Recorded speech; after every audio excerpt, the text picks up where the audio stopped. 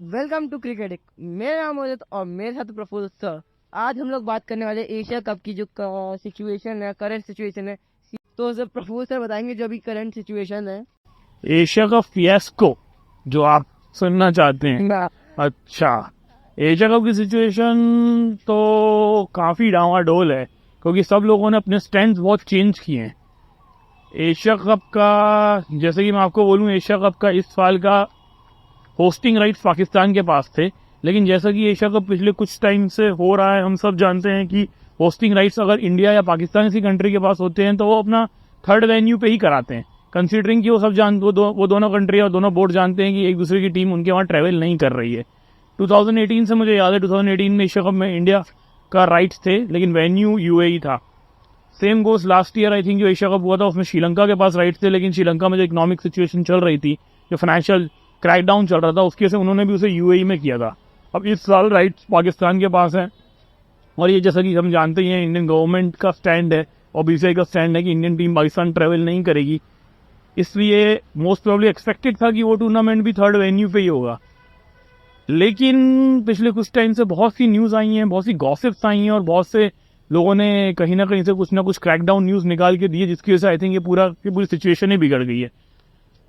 अब इसके ऊपर प्रॉब्लम ये है कि इसके ऊपर पाकिस्तान क्रिकेट बोर्ड के जो प्रेसिडेंट है नजम सेठी, उन्होंने भी कुछ इंटरव्यूज दे दिए इंडियन मीडिया में आके, जिसमें उन्होंने एक हाइब्रिड मॉडल प्रपोज किया था। टू बी वेरी ऑनेस्ट, मुझे वो हाइब्रिड मॉडल बहुत सही लगा था, लेकिन मुझे लगा नजम सेठी थोड़ी सी इसमें गलती कर गए। उन्होंने उस हाइब्रिड मॉडल को प्रपोज किया और उसके साथ ही उन्होंने उसी हाइब्रिड मॉडल में आईसीसी टूर्नामेंट्स भी जोड़ दिए, जिसके लिए वो भी जानते थे कि बीसीसीआई और इंडियन गवर्नमेंट रेडी नहीं होंगे।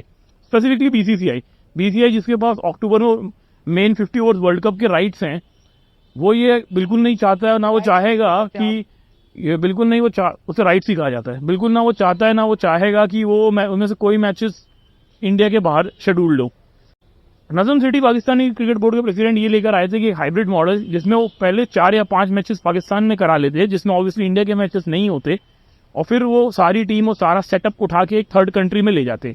हालांकि कुछ कंट्रोवर्सी थर्ड कंट्री के अराउंड भी थे, लेकिन उसमें नजम सेठी का स्टैंड बहुत ही क्लियर था और बहुत ही मैनेजेबल बोल सकते हैं, या बहुत ही फ्लेक्सिबल था इस चीज को लेके कि वो उसमें मीटिंग करके डिस्कशन करके फाइनलाइज करने के लिए रेडी थे कि अगर उसमें बीसीसीआई या दूसरी कंट्रीज की थर्ड कंट्री की प्रायोरिटी कोई और हो तो। जहां तक न्यूज थी वो ये थी कि पाकिस्तान चाहता था कि वो थर्ड कंट्री जो है वो यूएई हो। सॉरी, मैं थर्ड कंट्री बोल रहा हूँ, एक्चुअली तो सेकेंड कंट्री बोल सकते हैं आप। आपका स्टैंड? जी बिल्कुल, आपने सही कहा, बट यहाँ पे कुछ व्यूअर्स हैं, उन्हें हमें कुछ टर्म्स समझ में नहीं आ रहे। फॉर एग्जांपल हाइब्रिड, तो यहाँ पे 2-3 हमारे नॉर्मल व्यूअर्स है जो इतना क्रिकेट से डीपली कनेक्टेड नहीं रहते, बट फिर भी उनको कुछ टर्म्स पता नहीं है, तो मैं यहाँ पे 2-3 टर्म्स है हाइब्रिड, तो उनका नाम ले, तो आप उसको थोड़ा क्लियर कर समझाएंगे कि ये होते क्या है, ये वो टर्म्स की मीनिंग। हाइब्रिड का मतलब से इतना होता है कि जिसके पास होस्टिंग राइट्स हैं वो अपने यहाँ कुछ मैचेस करा के बाकी मैचेस किसी दूसरी कंट्री में करा ले। वो दूसरी कंट्री कोई भी हो सकती है। तो जैसा कि इस बार पाकिस्तान क्रिकेट बोर्ड के प्रेसिडेंट ने प्रपोज किया था, वो एक बहुत ही अच्छा मॉडल लगा था, लेकिन उन्होंने उसमें कुछ पॉइंट्स और ऐड करके और आगे के टूर्नामेंट्स को ऐड करके अपना स्टैंड थोड़ा सा कमजोर कर लिया। तो अभी जो लेटेस्ट न्यूज आई है वो ये आई है कि बीसीसीआई और एशियन क्रिकेट काउंसिल ने उस हाइब्रिड मॉडल को रिजेक्ट कर दिया है। उसका वन ऑफ द रीजन जो इंटरनल सोर्सेज से पता चला है वो यही है कि अगर वो उस हाइब्रिड मॉडल को एक्सेप्ट करते तो पाकिस्तान इस चीज को आगे भी इंडोर्स कर रहा था और प्रपोज करता कि देखिए जिस तरह हमने एशिया कप में हाइब्रिड मॉडल सक्सेसफुली कर लिया है, अब इंडिया के पास भी जो होस्टिंग राइट्स हैं वो इंडिया वर्ल्ड कप में अपने मैचेस जो है, पाकिस्तान के मैचेस जो हैं, वो किसी सेकंड कंट्री में करा ले, जिसके लिए बीसीसीआई बिल्कुल भी रेडी नहीं होता। और फिर पाकिस्तान ने कहा था वो ऐसे ही वो 2025 चैंपियंस ट्रॉफी में भी कर लेगा, डिपेंडिंग ऑन की चैंपियंस ट्रॉफी तक क्या सिचुएशन रहती है।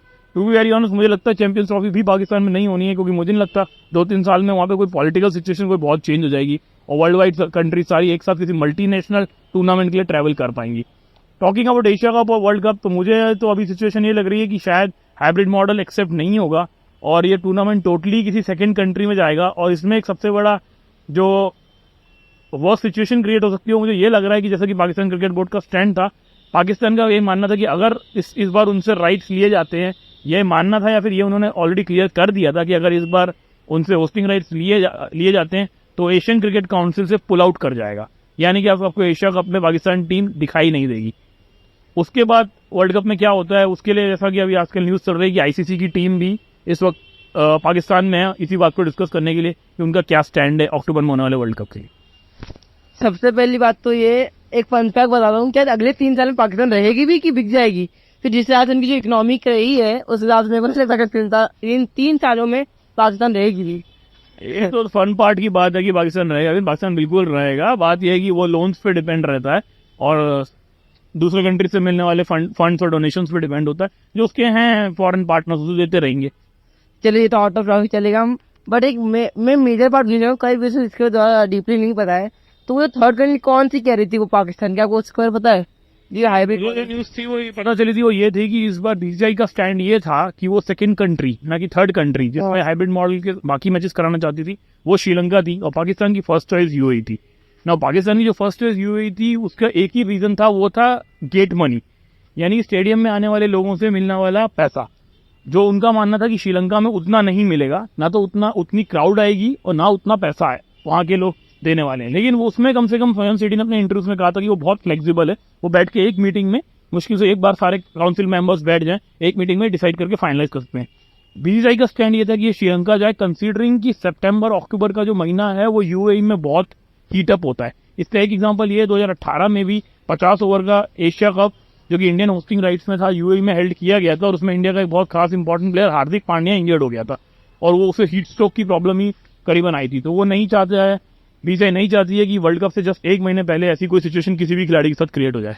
और आप ऐसे मूवमेंट पे इतना रिस्क लोगे नहीं। ठीक है, अभी आप भी कुछ राय बताएं। जी वैसे मैं ही बता रहा हूँ इस वीडियो में राय, लेकिन मैं आपको क्योंकि जितनी इन्फॉर्मेशन मेरे पास है मैंने आपको डिस्क्लोज करी। तो फिलहाल सिचुएशन ये है कि एक लॉक ऑन सिचुएशन बन गई है जहाँ पे पीसीबी ने अपना स्टैंड क्लियर करके बता दिया है, लेकिन पीसीबी ने जो अपना स्टैंड बताया वो इस तरीके से एक्सटेंड कर दिया कि वो उसी को इंडोर्स करते आगे ले जाके। इसलिए बीसीसीआई ने भी क्लियर कर दिया कि नहीं, वो हाइब्रिड मॉडल एक्सेप्ट करते ही नहीं है, क्योंकि शायद बीसीसीआई को कहीं ना कहीं समझ में आ गया कि अगर उन्होंने इसको अप्रूवल दिया तो पाकिस्तान का स्टैंड और स्ट्रांग हो जाएगा वर्ल्ड कप में लेके इस बात को कि हाइब्रिड मॉडल एक सक्सेसफुल मॉडल है और उसको आप इंप्लीमेंट कीजिए। तो मुझे वही लगता है कि नजम सिटी एक बहुत बड़ी भारी गलती कर गए अपने हाइब्रिड मॉडल में आगे आईसीसी टूर्नामेंट्स को जोड़ के। फिलहाल सिचुएशन ये है कि बीसीसीआई और एसीसी ने हाइब्रिड मॉडल को रिजेक्ट कर दिया है। पीसीबी ने अभी उसके ऊपर कोई रिएक्शन दिया नहीं है। उनकी आईसीसी की टीम आई हुई है, शायद उनसे डिस्कशन चल रहा है वर्ल्ड कप के रिगार्डिंग। तो मुझे ऐसा लगता है कि बहुत हद तक चांसेस शायद ये भी हैं कि एशिया कप शायद हो ही ना, और अगर एशिया कप होता है और उसमें पाकिस्तान की टीम नहीं होती है तो सब जानते हैं फिर एशिया कप में कुछ खास चाम रह नहीं जाएगा, क्योंकि पाकिस्तान जो एशिया कप है उसकी 80% रेवेन्यू जो है वो इंडिया पाकिस्तान के 2 और 3 मैचों से ही जनरेट होती है। हालांकि रेवेन्यू यहाँ पे बीसीसीआई के लिए इतना इशू नहीं बनता है क्योंकि अगर स्टार स्पोर्ट्स को उसमें नुकसान भी होता है तो वो कवर अप हो सकते हैं आगे आने वाले मैचेस से, या बीसीसीआई उन्हें कोई एक नई सीरीज प्रपोज कर देगी। तो एज ऑफ सिचुएशन यही है, लॉक ऑन्स बना हुआ है। एशिया कप के बारे में अभी तक कोई कॉन्क्रीट न्यूज सामने नहीं आई है कि किस कंट्री में होने वाला है, ना उसका शेड्यूल निकल के आया है। पीसीबी ने अपना स्टैंड क्लियर कर दिया है, बीसीसीआई ने अपना बोल दिया है। अब उसके लिए मुझे लगता है कि कोई एक मीटिंग होगी एसीसी के सारे मेंबर्स के बीच में और तभी ये कुछ डिस्क्लोज हो पाएगा। वो उसमें मुझे लगता है अगले 2 या 3 दिन में इसके ऊपर कोई कॉन्क्रीट न्यूज आ जाएगी। तो आपको क्या लगता है ये एसीसी की मीटिंग कब होने वाली है और कहाँ और कैसे होने वाली है? और क्या लगता है अभी ये इंडिया पाकिस्तान के मैच के लिए जो एशिया कप में होने वाला है उसके लिए क्या एसीसी दोनों कंट्रीज़ को मनाएंगे और बोर्ड्स को? जो फॉर्मल एसीसी की मीट होगी वो एक जूम कॉल पे होगी और उसमें पाकिस्तान को बिल्कुल इन्वाइट करना इनके लिए मैंडेटरी होगा। हाँ, वो तो नहीं चाहिए ना, फिर पाकिस्तान वैसे कह रहा है पुल आउट करने का तो कर ही देंगे ऐसे छोटे छोटे विवादों पे। तो आज की वीडियो यहीं रैप अप करते हैं। आप प्लीज़ लाइक सब्सक्राइब कर दीजिए, क्योंकि मैंने देखा हमारी 80% ऑडियंस वीडियो देखती है और लाइक सब्सक्राइब नहीं करती। प्लीज़ कर दीजिएगा इस पर लाइक सब्सक्राइब और हमें अपनी वीडियो भी देखते रहिएगा।